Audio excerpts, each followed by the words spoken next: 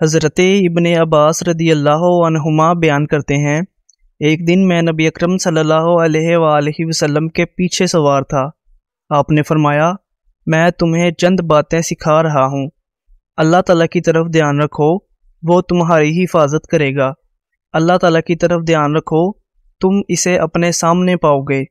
جب تم مانگو تو اللہ تعالیٰ سے مانگو، جب تم مدد طلب کرو تو اللہ تعالیٰ سے مدد طلب کرو، اور یہ بات جان لو، یعنی اس کا یقین رکھو کہ سب لوگ اگر تمہیں کوئی فائدہ پہنچانے کے لیے اکٹھے ہو جائیں تو وہ تمہیں صرف وہی فائدہ پہنچا سکیں گے جو اللہ تعالیٰ نے تمہارے نصیب میں لکھ دیا ہے، اور اگر وہ سب تمہیں نقصان پہنچانے کے لیے اکٹھے ہو جائیں تو وہ تمہیں صرف وہی نقصان پہنچا سکیں گے جو اللہ تعالیٰ نے تمہارے نصیب میں لکھ دیا ہے۔ تقدیر لکھی جانے کے بعد قلم اٹھا لیے گئے ہیں اور صفحے خشک ہو گئے ہیں۔